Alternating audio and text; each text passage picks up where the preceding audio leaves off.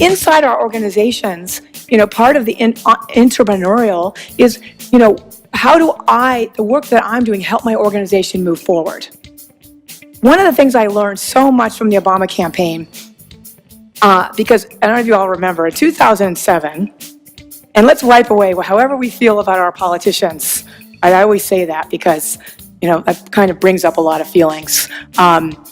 But when we went into the Obama campaign in early 2007, no one thought Barack Obama could win. He had less than 10% name recognition, except for some of the sister states, maybe you've heard of them, right? And he had no endorsements from any political people. And so it was a long shot.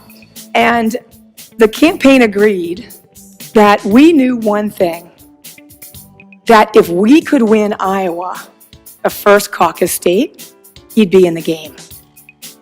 So in 2007, everything our campaign did was about Iowa. And our campaign manager used to say every day, what are you doing, no matter what position you're in, to help us win Iowa? There's 99 counties in Iowa. Barack Obama went to every county in 2007 in Iowa. We put 250 young organizers on the ground. We put an insane amount of money there. And we kept this focus, right? Because so often a lot of times in our lives, we're doing a lot of activity, right? Activity doesn't necessarily mean we're making progress. And you have to ask the question, how am I spending my time? How is this moving us forward? And so I even myself used to go to the campaign manager because I'd get a call. I remember one example, got a call from a couple actors, Denzel Washington, and they wanted to do this event for him in New York around education policy.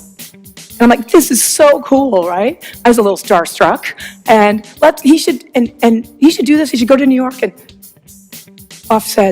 our campaign manager said, what does this have to do with winning Iowa? Nothing.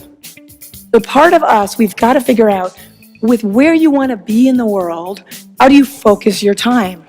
So on January 3rd, 2008, Barack Obama won Iowa by 9 points. And we were in the game. Because why am I telling you this story? Because as I started off my talk, leadership is about getting results. So no matter how we feel about a politician or a leader, Barack Obama got results. He won. So you have to look like, isn't it curious how we did it? It changed my life because what's your Iowa? Do you know what your Iowa is? And we women in the room, we have to learn to say no. Jim Collins, the author of Good to Great, says it's just as important to know what you're not going to do as what you are going to do. Learning to say no. And here's a trick that I've learned, which I will share with you. We as women, so often we want to be liked. So when someone says, hey, Susie, want to know, can you come to this dinner party, blah, blah, blah, at this date? Or can you do this assignment? What do we all say?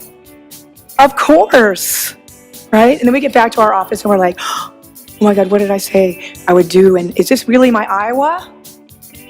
So what I do now is I've gotten very clear what matters in my life. My job at Bentley, my leadership and speaking business, and my family, not necessarily in that order. So when a request comes in, I look at the request, and the first thing I always say is, thank you for that invitation, and I get back to you. Let me check my calendar. And then you say, does this invitation, does this assignment, does this whatever it is I said yes to, does it move one of the areas of my life forward? Is it my Iowa? And then, if it's not, you call and say, thank you so much for that invitation, but I have a schedule conflict.